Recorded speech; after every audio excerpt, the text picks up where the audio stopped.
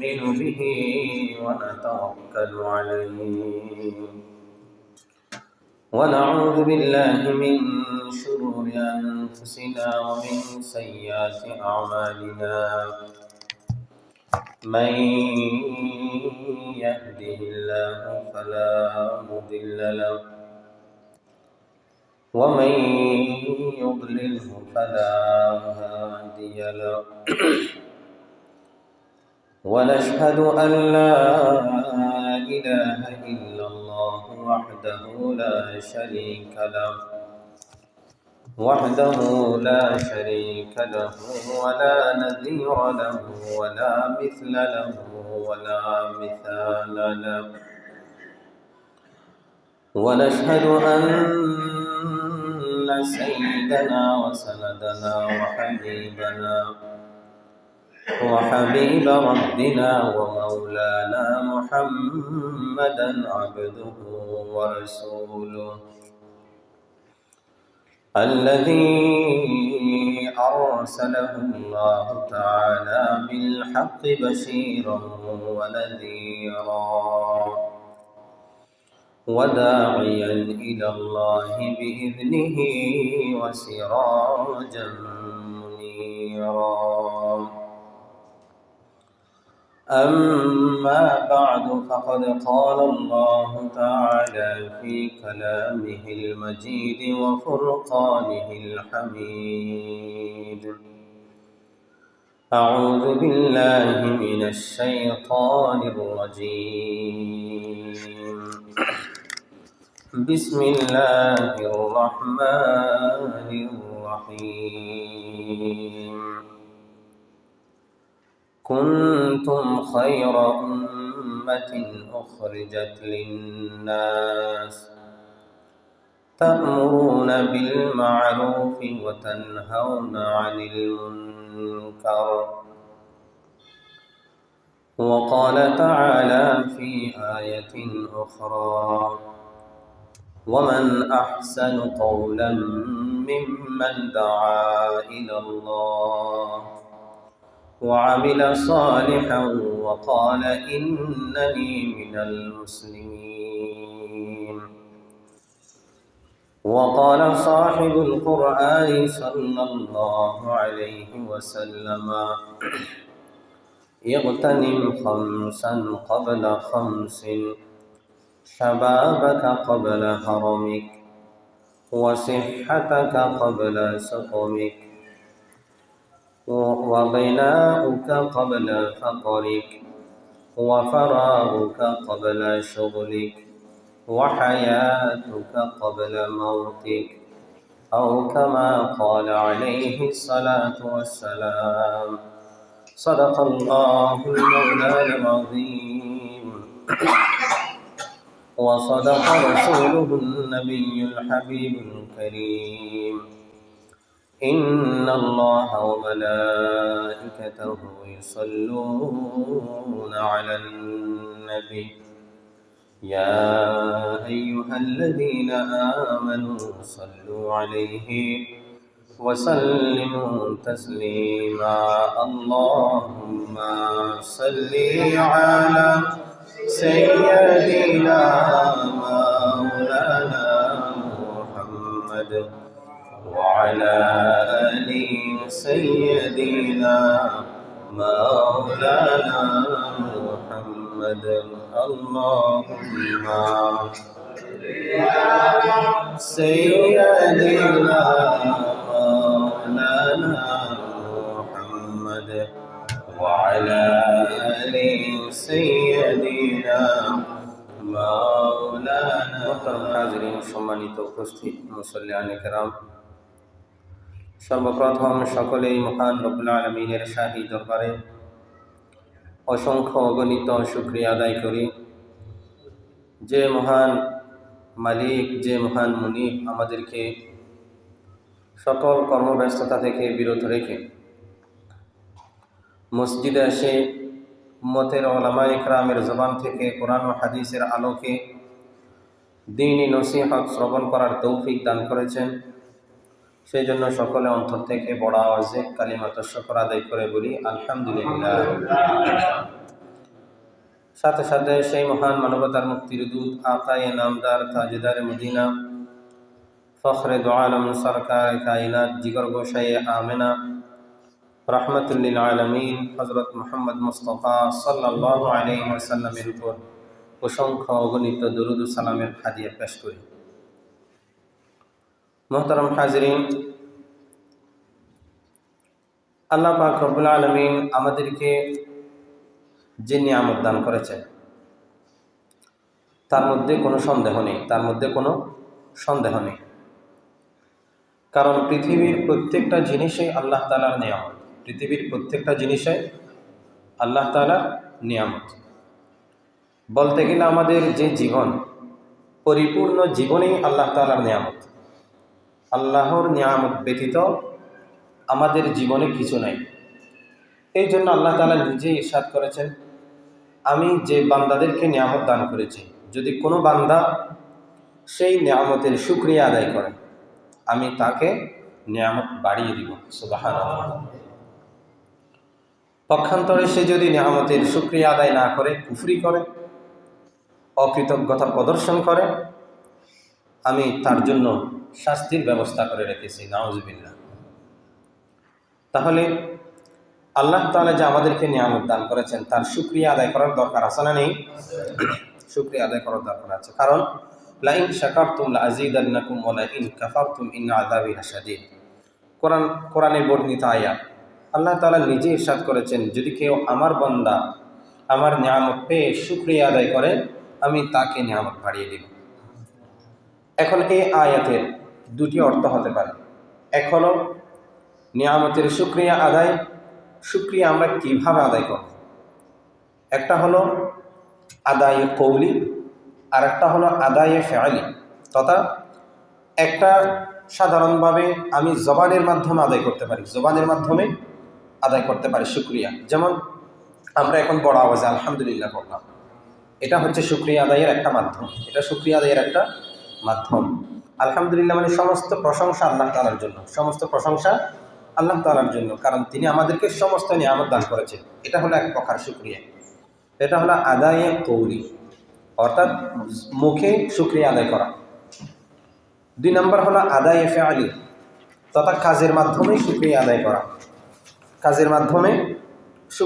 করা।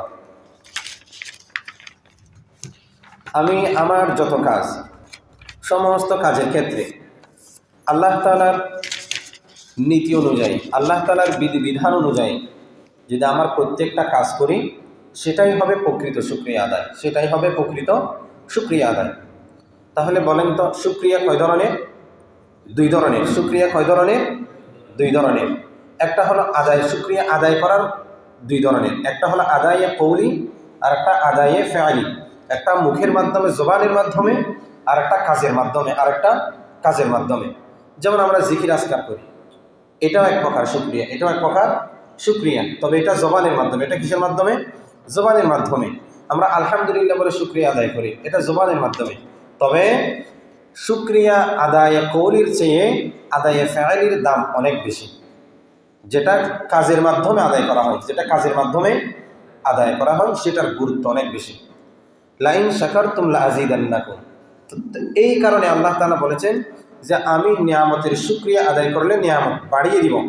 এটার অর্থ এই নয় যে আমরা জবানে শুকরিয়া আদায় করব, আল্লাহ তাআলা আমাদের জবানকে বাড়িয়ে দিবেন, এটা নয়। কারণ কেউ যদি জবানে শুকরিয়া আদায় করে তাহলে আল্লাহ তাআলা তার জিহ্বাকে কি বাড়িয়ে দিবে? বলেন, আল্লাহ তাআলা তার জিহ্বাকে কি বাড়িয়ে দিবে না। আর জিহ্বা আল্লাহ তাআলা যতটুকু দিয়েছেন এর চেয়ে যদি বাড়িয়ে দেয়, সুন্দর লাগবে না। এই কারণে এখানে যে নিয়ামত শুকরিয়া আদায় করলে নিয়ামত বাড়িয়ে দেওয়ার কথা বলা হয়েছে, এটা হলো শুকরিয়া আদায়ে ফেআলি, তথা কর্মকাণ্ডের মাধ্যমে যে শুকরিয়া আদায় করে ওইটার কথা। তাফসীরে মাযহারির মধ্যে কাজী সানাউল্লাহ পানিপতি রাহমাতুল্লাহ আলাইহি তিনি ইরশাদ করেছেন, আমরা শুকরিয়া আদায় বলতে আলহামদুলিল্লাহকে বুঝি। আমরা আলহামদুলিল্লাহকে বুঝি, যে কোনো সময় শুকরিয়া আদায় করি আলহামদুলিল্লাহ। কিন্তু মূলত আলহামদুলিল্লাহর মাধ্যমে পরিপূর্ণ শুকরিয়া আদায় হয় না। আল্লাহ তাআলা যেই বিধানকে যেভাবে আদায় করতে বলেছেন ওভাবেই যদি আমরা আদায় করতে পারি, সেটাই হলো প্রকৃত শুকরিয়া আদায়। যেমন আল্লাহ তাআলা আমাদেরকে মাল দান করেছেন, সম্পদ। এখন সম্পদ সেটা যে দান করেছেন সেটার শুকরিয়া আদায়ের ক্ষেত্রে আমি যদি আলহামদুলিল্লাহ পড়ে শুকরিয়া আদায় করি, পুরা জীবন আলহামদুলিল্লাহ পড়লে সেই সম্পদের শুকরিয়া আদায় হবে না। তো কেমনে শুকরিয়া আদায় করতে হবে? সম্পদের যে জাকাত দেওয়া ফরজ, হিসাব করে আমি যদি সম্পদের জাকাত দিতে পারি, সেটাই হলো প্রকৃত শুকরিয়া আদায়। এরপরে আমার হজ ফরজ। এখন আমার যেহেতু হজ ফরজ হয়ে গেছে, টাকা পয়সা আছে, এখন আমি আল্লাহ তাআলার কাছে নিয়ামতের কারণে শুকরিয়া আদায় করি, ঘরে বসে বসে আলহামদুলিল্লাহ পড়তে আসি, কিন্তু আমি টাকা পয়সা খরচ করে মক্কা শরীফ, মদিনা শরীফ গিয়ে হজ করার জন্য প্রস্তুতি গ্রহণ করি নাই, তাহলে ওইটা প্রকৃত শুকরিয়া আদায় নয়। আমাকে কি করতে হবে? আমার টাকা পয়সা ব্যয় করে সেখানে গিয়ে হজ আদায় করে আসতে হবে। এটাই হবে নিয়ামতের প্রকৃত শুকরিয়া আদায়। এই কারণে তো এখন এই যে আদায়ার্থে কিছু টাকা পয়সা খরচ হবে, কিছু কি হবে? টাকা পয়সা খরচ হবে, সম্পদ কিছু চলে যাবে। এই জন্য আল্লাহ তাআলা বলতেছেন, চলে গেলে অসুবিধা নাই, আমি আবার বাড়িয়ে দিব। সুবহানাল্লাহ। চলে গেলে অসুবিধা নাই, আমি আবার বাড়িয়ে দিব। শুধুমাত্র আলহামদুলিল্লাহ বললে আল্লাহ তাআলা জবান বাড়িয়ে দিবে, এটা অর্থ নয়। এই জন্য আদায়ে ফাইলের গুরুত্ব বেশি, অর্থাৎ কর্মকাণ্ডের মাধ্যমে যে শুকরিয়া আদায় করা হয় সেটার গুরুত্ব অত্যন্ত বেশি। এই জন্য আমরা শুধুমাত্র আলহামদুলিল্লাহ না থেকে আমরা নিজেদেরকে সেটা আদায়ে ফাইলের দিকে নিয়ে যাব। অর্থাৎ কর্মকাণ্ডের মাধ্যমে আমাদের মাল সম্পদ আছে, আমাদের ঘর আছে, আমাদের বাড়ি আছে, সব জায়গায় ক্ষেত খামার আছে, প্রত্যেকটা জায়গা থেকে আমরা শুকরিয়া আদায় করার ক্ষেত্রে আমরা আলহামদুলিল্লাহ বলে শেষ না করে প্রত্যেকটা জায়গায় থেকে বেছে আমরা কিছু জিনিস, কিছু টাকা, কিছু পয়সা সব সময় আমরা সদকা করব। সদকার নিয়তে বেশি আর কম সেটা হয়, সম্ভব হলে বেশি করব, সম্ভব না হলে কম করব।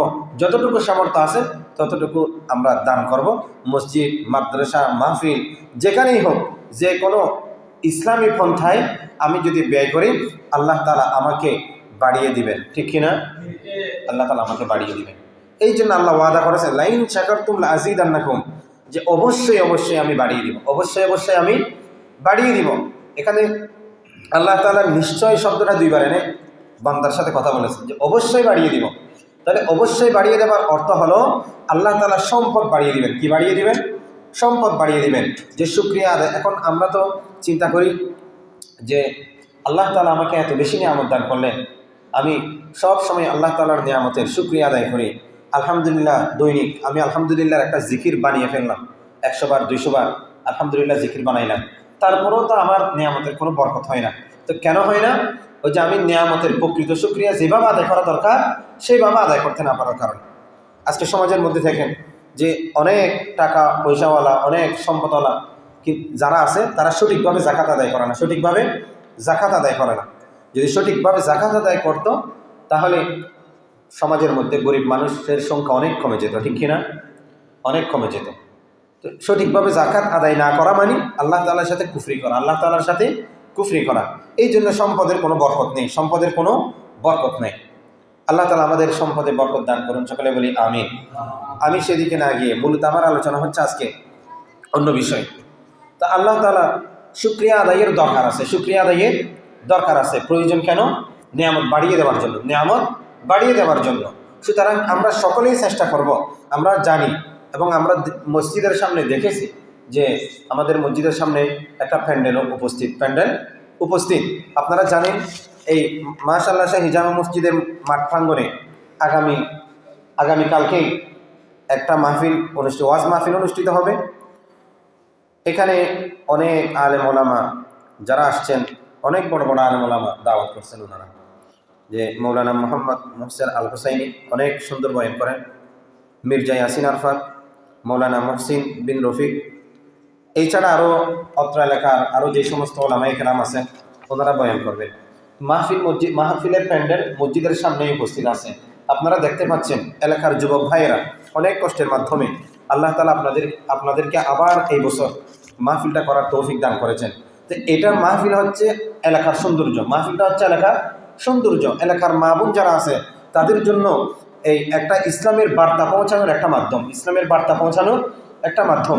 সব সময় তো আপনারা মসজিদের ইমাম সাহেবের বয়ান শোনেন, কিন্তু যখন কোনো সময় বাহির থেকে ওলামা একরাম এসে নসিহত করে তখন সেটা আরেকটু গুরুত্ব সহকারে শোনা যায়, শোনা যায় এবং সবাই আগ্রহ করে যে অনেক বড় আলেম ওলামা আসছেন এবং অনেক ওলামা একরামরা আসছেন, তারা কী নসিহত কী করে, তারা কিভাবে কথা বলে, এরকম আগ্রহ করে তারা কথাগুলো শুনে। আগ্রহের মাধ্যমে যারা কথা অনুধাবন করে বুঝে তাদের আমল করার প্রবণতা বেড়ে যায়। এই কারণে এলাকার যুব সমাজের উদ্যোগে এবং অত্র সমাজের উদ্যোগে এখানে ওয়াজ মাহফিলের আয়োজন করা হচ্ছে। এটা আপনারা সকলেই জানেন, বেশ সবাই জানেন না? এটা মাহফিলের প্যান্ডেল তো আছেই উপস্থিত। তো আগামীকালকে মাহফিল অনুষ্ঠিত হবে। এই মাহফিলের জন্য আপনারা যে যতটুকু পারেন, যার যতটুকু সামর্থ্য আছে ততটুকু সামর্থ্য অনুযায়ী নিজে যদি শরীক হতে পারি, আল্লাহ তাআলা হয়তো সেটার মাধ্যমে আমাকে নাজাতের উসিলা হিসেবে কবুল করবেন।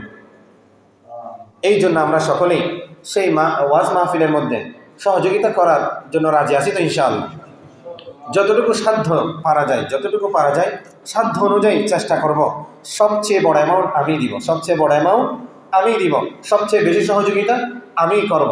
এরকম যদি নিয়ত থাকে তাহলে ইনশাআল্লাহ মাহফিলের সৌন্দর্য বেড়ে যাবে। এই কারণে আমি বলবো মাহফিল হচ্ছে অত্র এলাকার কেন্দ্রবিন্দু, অত্র এলাকার সৌন্দর্য। এটার বিশৃঙ্খলা, এটা অনিয়ম, এই সব কিছু অত্র এলাকাকে কি করবে, একসময় মান সম্মান ইজ্জত এগুলো বাড়িয়ে দিবে একটা মাহফিলের উসিলায়। কারণ আদ-দীনু আন-নসিহা, রাসূল সাল্লাল্লাহু আলাইহি ওয়াসাল্লাম ইরশাদ করেছেন আদ-দীনু আন-নসিহা, দিন হচ্ছে নসিহতের নাম। দিন হচ্ছে কিসের নাম? নসিহতের নাম। দিন হচ্ছে ওয়াজের নাম। দিন হচ্ছে কিসের নাম? ওয়াজের নাম। ওয়াজ ছাড়া দিন টিকে থাকবে না। কেমন? আপনারা দেখেছেন মাছের পোনা আছে যে ওই 22 বলি আমরা, যেগুলো 22 আছে, যখন মানুষ মাছের পোনা নিয়ে বাজারে আসে তখন সে এমনি দাঁড়ায় আছে ঠিক, কাঁধ থেকে যখন ওই ডেকচিগুলো নামায় তখন সে পায় এরকম লাগতে থাকে কি থাকে না? কেন লারে? মাছগুলো যেন বেঁচে থাকে। কারণ মাছের পোনা ছোড়ো এগুলো যদি কি হয়ে যায়, লাড়া সারা বন্ধ হয়ে যায়, তাহলে মাছগুলো মরে যাবে। এগুলো লাড়ার মাধ্যমে মাছের অক্সিজেন হবে, মাছের কি হবে? অক্সিজেন হবে। এই জন্য সে কথা বলতেছে, এদিকে দাম কত জিজ্ঞেস করলে মুখে জবাব দেয়, কিন্তু ওদিকে পায়ে আরেকটা কাজ করতেছে, ঠিক কিনা? পা লাড়াচাড়া করে যেন মাছের প্রাণ বেঁচে যায়। তদ্রূপভাবে এই যে মাহফিলগুলো, এগুলো হচ্ছে দিনের খুঁটি। দিনের আদ-দীনু আন-নসিহা, মাহফিলের মাধ্যমে নসিহত করা হয়। যেই নসিহত হচ্ছে মানুষের মনের খোরাক, মানুষের অন্তরের খোরাক। এই জন্য রাসূল সাল্লাল্লাহু আলাইহি ওয়াসাল্লাম বলেছেন যে মানুষের মধ্যে এমন একটা গোশতের টুকরা আছে, ইদা ফাসাদাল জাসাদু কুল্লু ওয়া ইদা ফাসাদাল জাসাদু কুল্লু। যখন সেই গোশতের টুকরাটা কি হয়ে যায়? নষ্ট হয়ে যায়, পুরা শরীর নষ্ট হয়ে যায়। যখন সেই গোশতের টুকরা ভালো হয়ে যায়, পুরা শরীরটা ভালো হয়ে যায়। সেটার নাম হচ্ছে কলব, সেটার নাম হচ্ছে অন্তর। এই জন্য আল্লাহ তাআলা কোরআনের মধ্যে ইরশাদ করেছেন, ওয়ালাকাদ যারাবনা লিজাহান্নামা কাসীরাম মিনাল জিন্নি ওয়াল ইনস, যে জিন এবং ইনসান থেকে অনেক মানুষ এমনও আছে যারা আমার কথাগুলো কান দিয়ে শুনে না, আমার কথাগুলো বুঝতে চায় না, আমার কথাগুলোর দিকে তারা ধাবিত হয় না, দেখে না। এরকম মানুষ যারা আছে তাদেরকে আল্লাহ তাআলা জন্তুর সাথে, জানোয়ারের সাথে তুলনা করেছেন। কিসের সাথে? জানোয়ারের সাথে তুলনা, বলকে জানোয়ার থেকে আরো অধম, আরো নিতর হিসেবে আল্লাহ তাআলা চিহ্নিত করেছেন। এই জন্য ওয়াজ মাহফিল এটা হচ্ছে সৌভাগ্যের বিষয়। এটা কিসের বিষয়? সৌভাগ্যের বিষয়। গত বছর হয় নাই, এবছর অনেক কষ্টের মাধ্যমে অত্র এলাকার যুবক ভাইয়েরা এই ওয়াজ মাহফিলের আয়োজন করতেছেন। তাহলে এই ওয়াজ মাহফিলগুলোর দরকার আছে না নেই? মাছ বেঁচে থাকার জন্য যেমন পা নাড়াচাড়া করার দরকার আছে, ঈমান বেঁচে থাকার জন্য এরকম তাফসীরুল কোরআন মাহফিল, ওয়াজ মাহফিলের দরকার আছে, ঠিক কিনা? কারণ এগুলোর মাধ্যমে ঈমান উজ্জীবিত হয়। ইয়া আইয়ুহাল্লাযীনা আমানু ইযা যুকিরাল্লাহু ওয়াজিলাত কুলুবুহুম ওয়া ইযা তুলিয়াত আলাইহিম আয়াতুহু যাদাতহুম ঈমানা ওয়া আলা রাব্বিহিম ইয়াতাওয়াক্কালুন। কোরআন শরীফের আয়াত। রাসূল সাল্লাল্লাহু আলাইহি সাল্লাম এবং মুমিনদেরকে উদ্দেশ্য করে আল্লাহ তাআলা আয়াত নাযিল করলেন, ইয়া আইয়ুহাল্লাযীনা আমানু, ও ঈমানদার, ইযা যুকিরাল্লাহ, যখন আল্লাহ তাআলার জিকির করা হবে, ওয়াজিলাত কুলুবুহুম, তখন তাদের ঈমান, তাদের অন্তর উজ্জীবিত হয়। সুবহানাল্লাহ। যখন কিসের আলোচনা করা হয়? আল্লাহ তাআলার আলোচনা করা হয়। আল্লাহ তাআলার আলোচনা করলে তখন ঈমান উজ্জীবিত হয়। ইযা যুকিরাল্লাহু ওয়াজিলাত কুলুবুহুম ওয়া ইযা তুলিয়াত আলাইহিম আয়াতু, যখন ঈমানদারদের সামনে কোরআনের আয়াত তেলাওয়াত করা হয় তখন তাদের ঈমান উজ্জীবিত হয়। সুবহানাল্লাহ। ওয়া ইযা তুলিয়াত আলাইহিম আয়াত যাদাতহুম ঈমানা, তখন তাদের ঈমান বৃদ্ধি হয়ে যায়, তাদের ঈমান বৃদ্ধি হয়ে যায়, তাদের ঈমান বেড়ে যায়। এই জন্য যাদাতহুম ঈমানা ওয়া আলা রাব্বিহিম ইয়াতাওয়াক্কালুন, ঈমান যখন বৃদ্ধি হয়, ঈমানের নূর যখন বেড়ে যায়, তখন আল্লাহ তাআলার উপরে তাদের ভরসা বেড়ে যায়। সুবহানাল্লাহ। এখন তো আমাদের তাওয়াক্কাল তো আল্লাহ, এটা আমরা তাওয়াক্কুল বলি, আল্লাহর উপর ভরসা, কিন্তু আমাদের পরিপূর্ণ ভরসা আল্লাহর উপরে নেই, পরিপূর্ণ ভরসা আল্লাহর উপরে নেই। কেমন? আমরা সকালে বাহির হওয়ার সময় তাওয়াক্কাল তো আল্লাহ, সেটা মুখে বলে বাহির হই, কিন্তু পরিপূর্ণ তাকওয়া, পরিপূর্ণ তাওয়াক্কুল আল্লাহর উপরে দিই না, পরিপূর্ণ তাওয়াক্কুল আল্লাহর উপরে দিই না। কেমন? যে আমি যদি, তাওয়াক্কুল হচ্ছে দুই প্রকার, তাওয়াক্কুল আলাত তাওয়াত্তুল, তাওয়াক্কুল আলাত তাওয়াত্তুল। একটা হলো যে আমি তাওয়াক্কুল করবো আল্লাহর উপরে, তবে অন্বেষণ করব আমি নিজে, অন্বেষণ করবো আমি নিজে, খোঁজাখুঁজি করবো আমি নিজে। আর একটা তাওয়াক্কুল হলো তাওয়াক্কাল তো আলাত তাওয়াসসুল, যে আমি তাওয়াক্কুলও করব এবং কোনো খোঁজাখুঁজি ছাড়া আল্লাহ তাআলা আমাকেই দান করবে, আল্লাহ তাআলা আমাকে দান করবে। এটা হলো তাওয়াক্কাল তো আলাত তাওয়াসসুল। যে প্রথম তাওয়াক্কুল হলো তাওয়াক্কাল তো আলাত তাওয়াত্তুল, যেটা আমি খোঁজাখুঁজির মাধ্যমে, যেটা আমি খোঁজাখুঁজির মাধ্যমে আল্লাহ তাআলার কাছ থেকে চেয়ে নিতে পারবো, আল্লাহ তাআলার কাছ থেকে চেয়ে নিতে পারবো। তো আল্লাহ তাআলার কাছ থেকে এখন আমরা কিভাবে চাই? যে আমি তাওয়াক্কুল করি কিন্তু খোঁজাখুঁজি করি না, তাওয়াক্কুল করি কিন্তু খোঁজাখুঁজি করি না। অথচ প্রথম তাওয়াক্কুল হলো যে আল্লাহ তাআলার কাছ থেকে খোঁজাখুঁজি করা, আল্লাহ তাআলার কাছ থেকে খোঁজাখুঁজি করা। এখন বলেন, আমরা যখন সকালে বাহির হই, তাহলে আমরা কি সবাই নামাজ পড়ে বাহির হই? সবাই নামাজ পড়ে বাহির হই সকালে?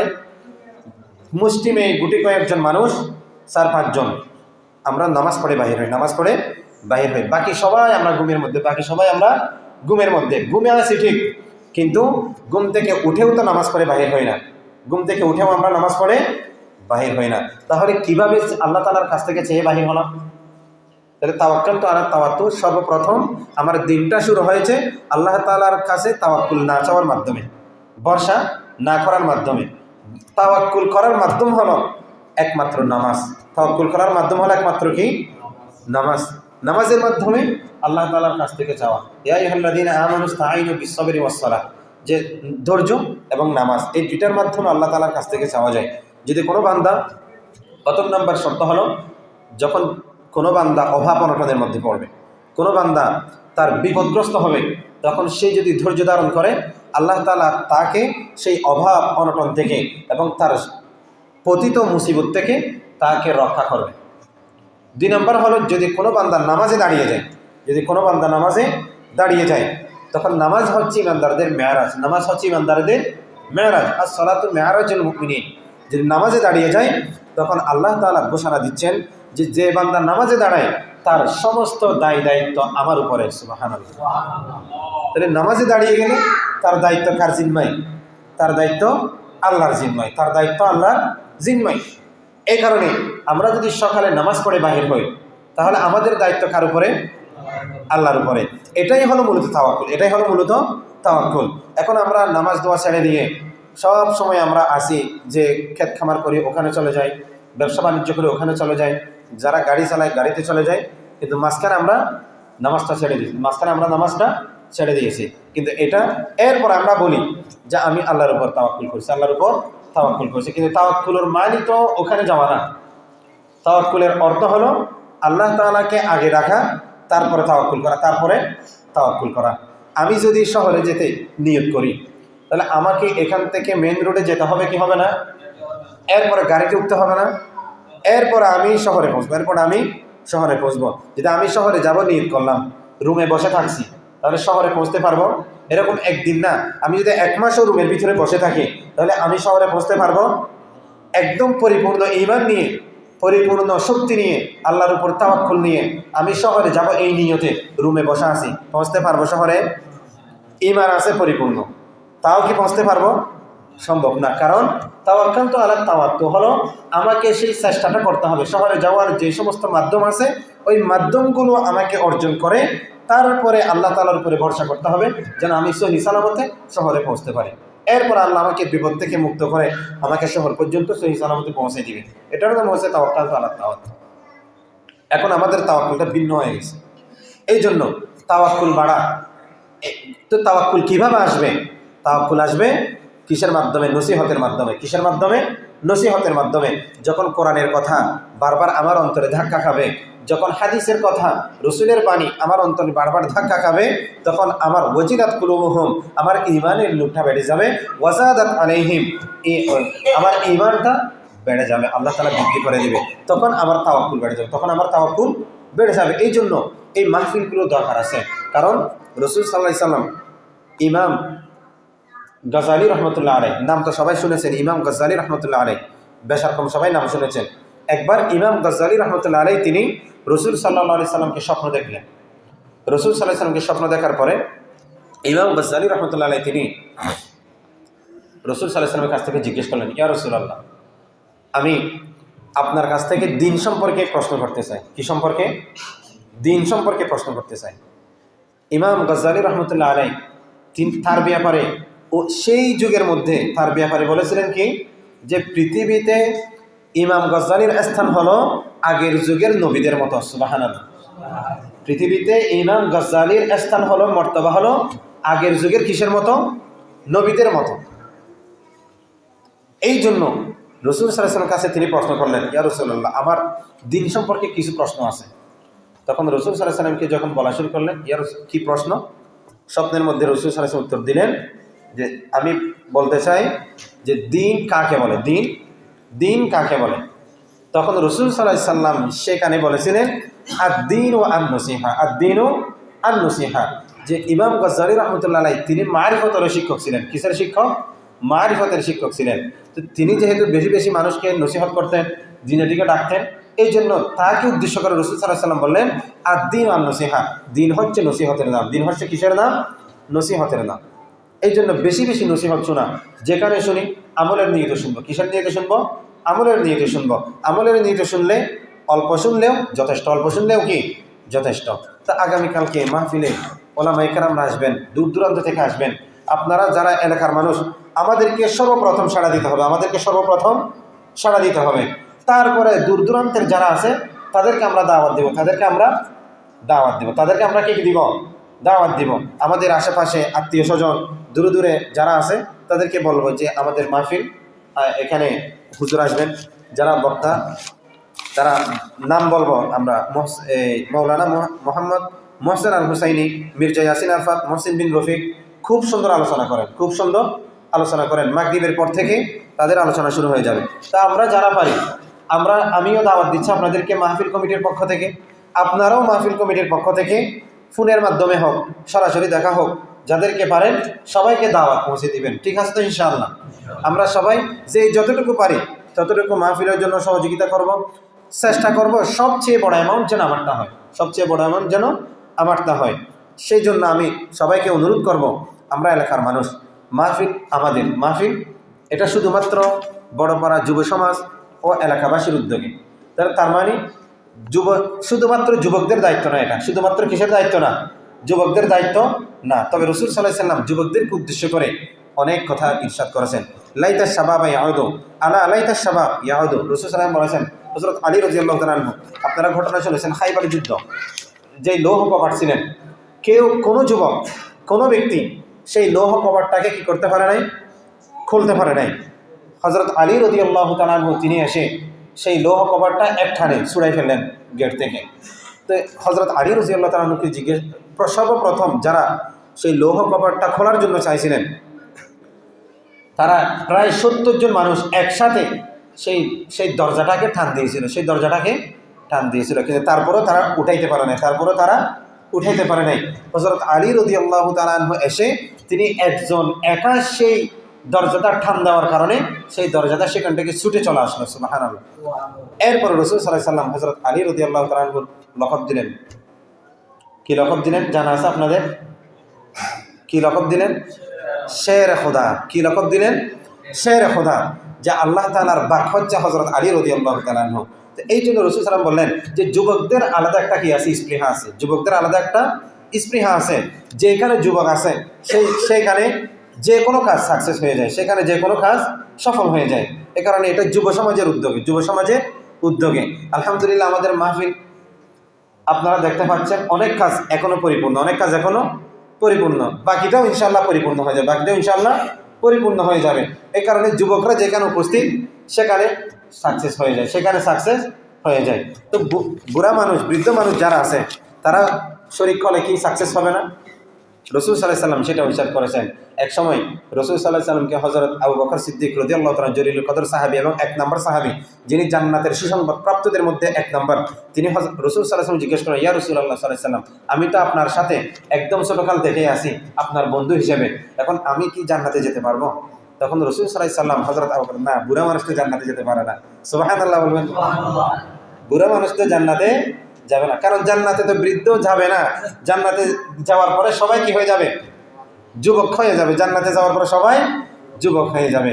এই জন্য যারা বৃদ্ধ মানুষ, আপনাদের আল্লাহ তাআলা লজ্জা পায়, আল্লাহ তাআলা লজ্জা পায়। একবার ডাক দিলে আল্লাহ তাআলা লজ্জা পায় যে আমাকে বুড়া বয়সে, একটা হাদিস পড়ে আমি খুব অবাক হয়েছিলাম এক সময়, যে সেই হাদিসের মধ্যে রাসূল সাল্লাল্লাহু আলাইহি ওয়াসাল্লাম ইরশাদ করেছেন যে যারা 60 বছর 70 বছরে উপনীত হয়, যারা 60-70 বছর উপনীত হয়, সেই হাদিসের মধ্যে লিখেছেন যে তাদের আল্লাহ তাআলা তাদের আমল নামে কোনো গুনাহ লেখে না। সুবহানাল্লাহ।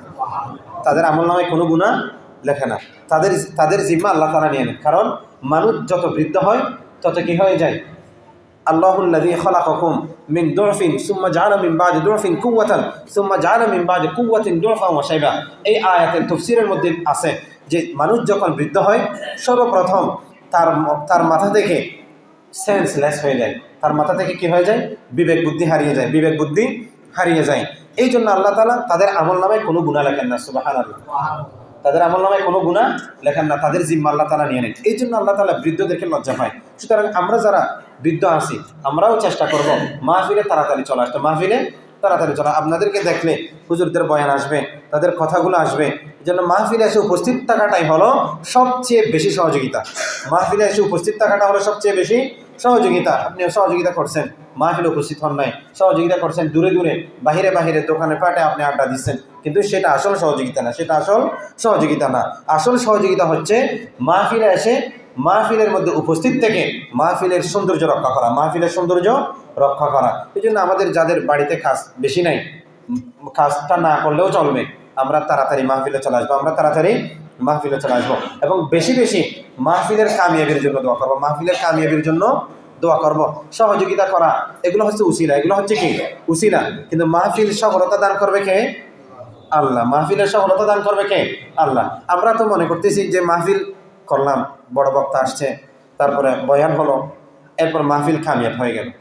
মানে বিরিয়ানি, আমরা সবাইকে বিরিয়ানি দিতে পারছি, বিরিয়ানি খুলাইছে, মাহফিল কামিয়াব, মাহফিল কামিয়াব। কিন্তু বলেন তো আসলে কি মাহফিলের কামিয়াবি এটা? বলেন মাহফিলের কামিয়াবি কি এটা? যে বিরিয়ানি সবাই পাওয়া, এটা মাহফিলের কামিয়াবি না, এটা মাহফিলের কামিয়াবি না। আমি বলবো এই এলাকার যে সমস্ত মানুষ আছেন, আপনারা আগামীকালকে বিরিয়ানি না নিয়ে যারা দূর দূরান্ত থেকে আসবে তাদেরকে আগে নেওয়ার জায়গা দিবেন, ঠিক কিনা? আমরা তাদেরকে মেহমানদারি করবো, আমরা তাদেরকে কি করব? আমরা তাদেরকে মেহমানদারি করব। যেখানে বিরিয়ানি দিবে আমরা সেখানে ঠেলাঠালি না করে দূর দূরান্ত থেকে যারা আসবো আমরা চিনবো, তাদেরকে আগে নেওয়ার সুযোগ করে দিব, তাদেরকে আগে নেওয়ার সুযোগ করে দিব।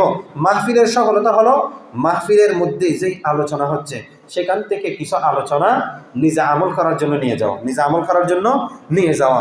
যদি একজন মানুষও সেই আমল করার জন্য কিছু আলোচনা নিয়ে যেতে পারে, এটাই হলো প্রকৃত সফলতা, এটাই হলো প্রকৃত সফলতা। আমি মাহফিলে আসলাম, সুন্দর লাইটিং, সুন্দর জিনিসগুলো দেখলাম, হুজুরের আলোচনা, হুজুরের চেহারা দেখলাম, খুব সুন্দর, এগুলো আসল সফলতা না, এগুলো আসল সফলতা না। আসল সফলতা হলো আখিরাতের জন্য কিছু পুঁজি অর্জন করা, কিছু পুঁজি অর্জন করা, সেখান থেকে নেওয়া। ইন্নাল্লাহা আশতারা মিনাল মুমিনিনা আনফুসাহুম ওয়া আমওয়ালাহুম বিআন্না লাহুমুল জান্নাহ। আল্লাহ তাআলা নিজেই তো কোরআনে ইরশাদ করেছেন, আমি আমার জান মাল সব কিছু ইন্নাল্লাহা আশতারা মিনাল মুমিনিনা আনফুসাহুম ওয়া আমওয়ালাহুম, যে ইসলামের জন্য আমি ব্যয় করে দিব। তো সুতরাং আমরা কালকে এসে বিরিয়ানি না নিয়ে নিজের জীবনে চলার জন্য কিছু জিনিস, কিছু পুঁজি অর্জন করে যাব, ঠিক ঠিক কিনা? নাকি বিরিয়ানি নেবার জন্য আসবো? আমরা আসবো কি জন্য? নিজের জীবনে, নিজের জীবনকে ইসলাম অনুযায়ী সাজার জন্য, নিজের জীবনকে কোরআন হাদিস অনুযায়ী সাজার জন্য কিছু নেওয়ার জন্য আসবো, ঠিক আছে? ইনশাআল্লাহ আল্লাহ তাআলা আমাদের সবাইকে তৌফিক দান করুন, সকলে বলি আমিন। এবং দূর দূরান্ত থেকে যারা আসবো আমরা তাদেরকে মেহমানদারি করবো, আমরা তাদেরকে মেহমানদারি করবো। আপনারা রাগ করছেন? বিরিয়ানি নিব না সেরকম না, বিরিয়ানি নিব ইনশাআল্লাহ, কিন্তু প্রথমে আমরা কিছু আমল করার জন্য, হুজুরের বয়ান থেকে আমরা কি করব? বয়ান সংগ্রহ করব, যেন আমরা নিজের জীবনের সাথে কিছু কিছু জিনিস আমল করতে পারি, নাজাতের সামান হিসেবে তৈরি করতে পারি। আল্লাহ আমাদের সবাইকে কবুল করুন, সকলে বলি আমিন। এবং যথাসাধ্য আমরা সাহায্য সহযোগিতা করবো ইনশাআল্লাহ। আল্লাহ সবাইকে কবুল করুন, সকলে বলি আমিন। ওয়া আখিরু দাওয়ানা আলহামদুলিল্লাহি রাব্বিল আলামিন। আসসালামু আলাইকুম ওয়া রাহমাতুল্লাহ।